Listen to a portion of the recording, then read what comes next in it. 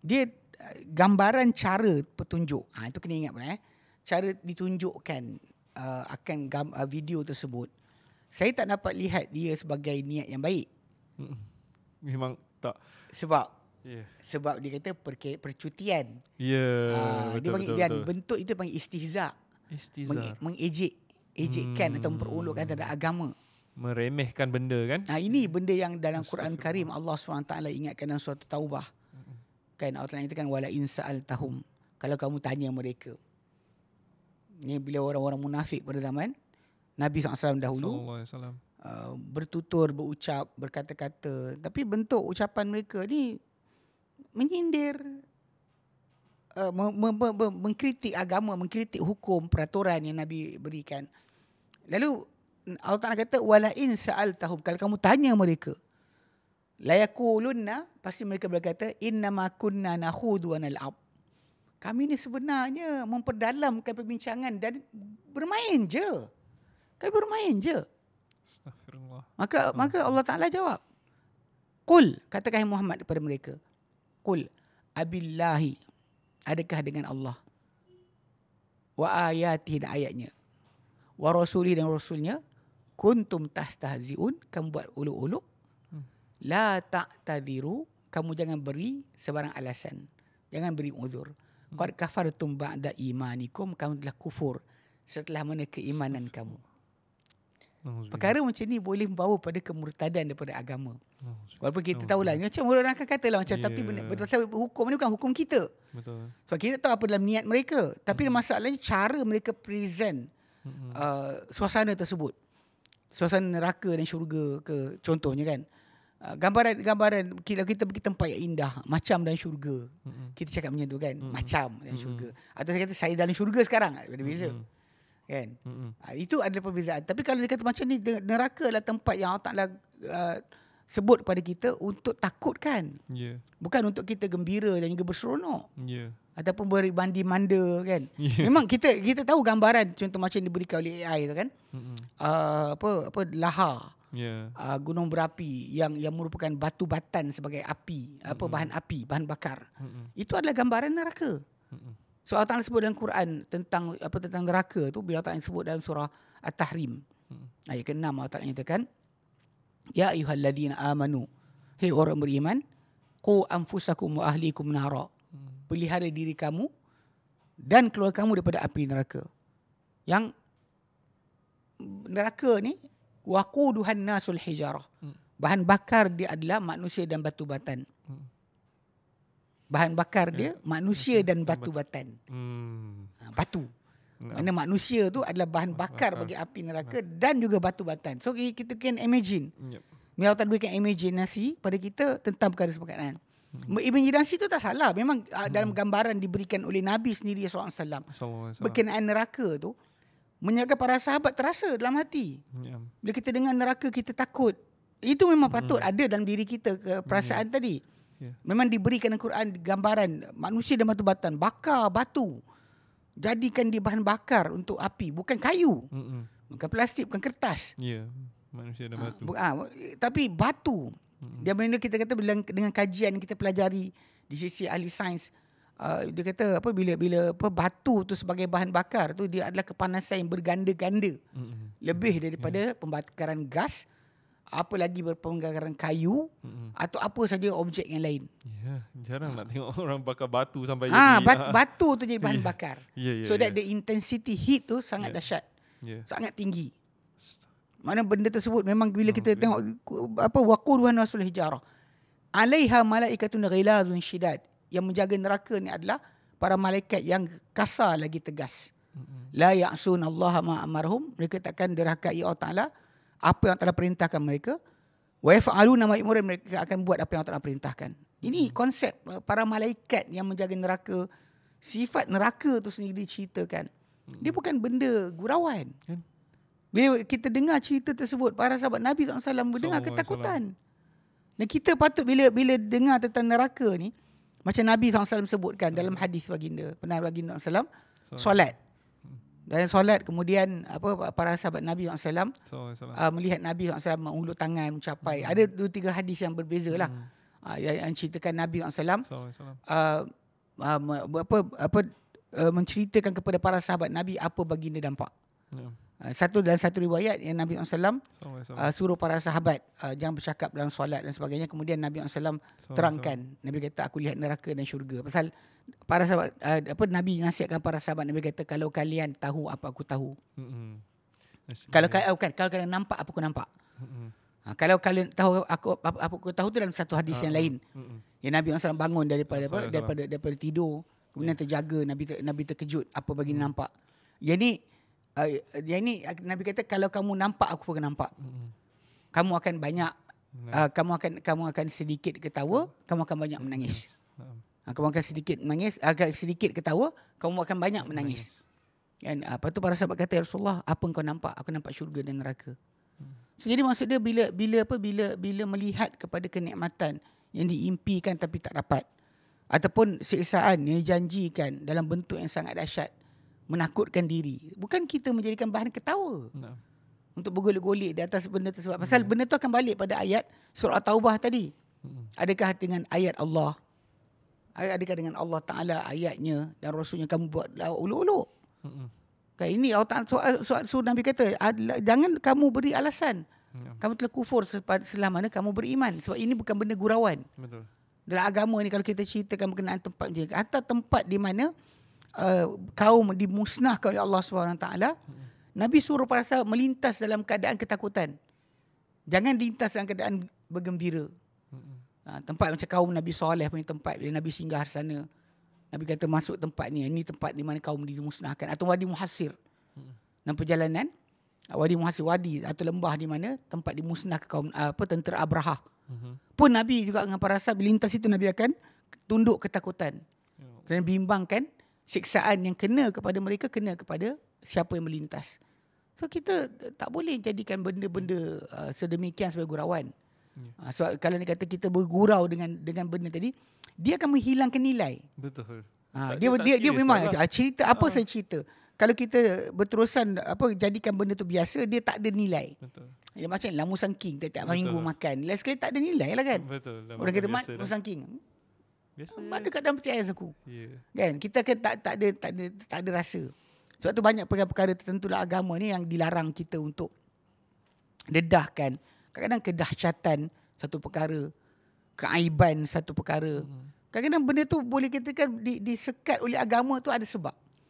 Kerana manusia ni bila dengan pembiasaan dengan satu keadaan atau kondisi, dia akan hilang rasa. Secara peribadilah saya hidup besar tahun 80-an. Saya lihat tahun 80-an lu bila berlaku pembuangan bayi. Betul. Zaman tu bila dengar bayi dibuang kan, kita dengar kecoh satu Malaysia. Tapi bila perasan tak sekarang? Benda tu dah jadi common. Tak ada dua. Benda tu common sebab apa? Common sebab actually cara kehidupan kita. Tapi antara perkara yang membawa pada benda jadi common adalah akhbar ataupun berita. Sebab disiarkan berterusan tapi tanpa sebarang tindakan. Maksudnya tindakan ke atas. Contohnya perkara yang menyebabkan perkara tersebut. Dia akan ada sebutan lah, orang pembuang anak tu ditangkap. Orang yang buang gugurkan bayi tu ditangkap. Yang tolong doktor, tolong gugur bayi ditangkap. Ataupun yang buang dia kata tangkap orang tu. Tapi punca dia kelab malam, konsert, hiburan berlebihan, pergaulan tanpa batasan, itu tak ada sekat. Betul. Pasal kita bila kita marah Aedes, nyamuk marah kita tak nak demam denggi, kita tak sibuk dengan masalah itu, kita pergi pada nyamuk tu. Betul. Sebab dia perebak bagi penyakit berkenaan. Tapi macam bila kita ada masalah tadi pembuangan bayi, tapi kita tak pergi selesaikan masalah tu. Kita bincang, tak tahu nanti konsert. Macam itu kan orang mati overdose dadah. Sama je. Tak ada siapa pun pergi tangani masalah konsert tadi. Masih nanti tahun depan akan dibuat lagi. Lepas tu kemudian bila orang mati pula, ni salah siapa? Awak jangkakan apa? Orang pergi konsert tadi apa? Minum Coca-Cola. Tak ada bagi realiti kan. Bagi saya macam benda ni satu lawak jenaka yang berterusan. Kita nampak benda berkenaan, punca dia ada. Betul. The source of the problem is there. Tapi kita tak pernah tangani pun. Betul. Tapi benda tu direbakkan. Jadi last sekali orang kata common. Betul. Macam kes mati ketika konsert tadi. Yeah. Pada berapa tahun 2000 berapa hari tu berlaku belas orang. Betul. Yang baru ni berapa orang? 6 orang Baru ni saya tak sure. baru ni ada berapa orang mati. Oh. Jadi bila kita lihat balik kematian ni dia sebut. Kalau asyik sebut nanti kan. Orang akan komen dengan kematian tu berlaku. Yeah. Tapi orang tak sibuk dengan source dia. Pasal konsert tu sendiri. Betul. Jadi kenapa apa alasan yang dibuat? Kalau spot check kepada motosikal yang berlumba di tengah jalan boleh dibuat. Kenapa ada orang konsert tak boleh dibuat? Kan? Jadi pengedaran memang orang pergi sana untuk mabuk. Yeah. Memang pergi sana untuk berkhayal. Memang sponsor dia kalau dulu bukan rokok atau mesti minuman keras. Mesti minum keras. Yeah. Jadi kalau kata orang tu pergi takkan dalam keadaan awak minum air teh pun awak lompat-lompat. Boleh lompat-lompat minum teh, makan coklat. Tak jadi lompat. Okey. Dan kat sini masalah dia. For the same tajuk tadi macam kes bila kita biasakan contoh macam cerita neraka tadi. Kan buat macam tu. Kami sedang kan. Semoga saya harap orang yang buat tu bertaubat. Amin. Sebenda ni adalah di antara perkara yang sebenarnya menjurus kepada memperolok-olokkan dengan agama. Betul. Kita boleh bergurau. Dalam agama bergurau tu dibenarkan. Tapi syarat bergurau yang pertama adalah jangan ada sebarang ejekan atau persendaan kepada sebarang perkara kaitan agama. Jangan ambil agama tu jadi bahan gurauan. Ya, kan? betul. Yeah. Sebab realiti ni benda tu bila berterusan dijadikan gurauan, akhirnya dia akan jadi masalah lah.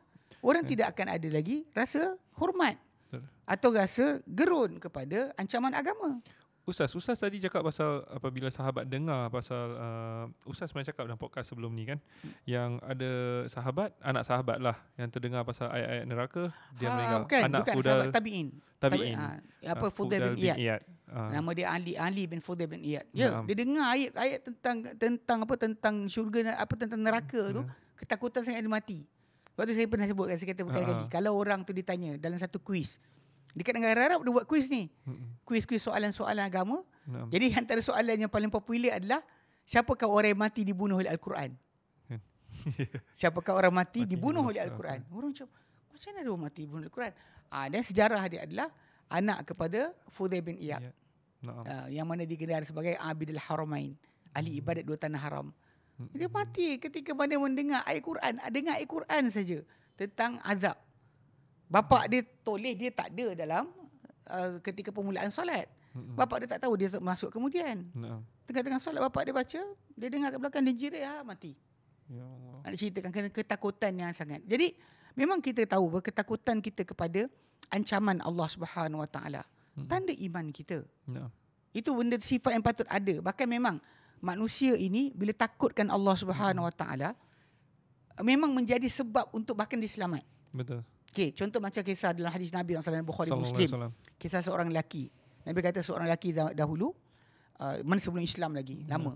Tapi dengan copycat lah cerita ni tak jadi dah. Dia ada satu benda dalam masalah ni, copycat tak jadi. Bila benda tu berlaku pada lelaki tu, kisah dia, maka dia boleh dapat. Orang lain belum tentu dapat apa dia dapat. Macam kisah perempuan pelacur yang berminum anjing. Dia boleh dapat pasal Allah Ta'ala jadikan apa dia buat tadi penghapusan bagi dosa-dosa dia. Awak bagi belum tentu lagi dapat. Sebab tu jangan samakan diri awak. Macam saya pun bagi minum anjing. Jadi kenapa saya masuk neraka pula? Perempuan tu lepas, saya tak lepas. Kenapa? Nanti itu tajuk lain. Itu tajuk masalah penggandaan amal. So this guy, Nabi kata, dia minta kepada anak-anak, dia pesan ketika nak mati.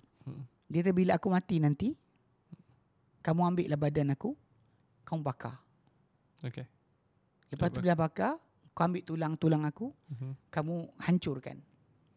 Kemudian kamu ambil tulang-tulang aku yang dah hancur tu, kamu tunggu 1 hari yang berangin, buang separuh, kamu campak ke laut separuh.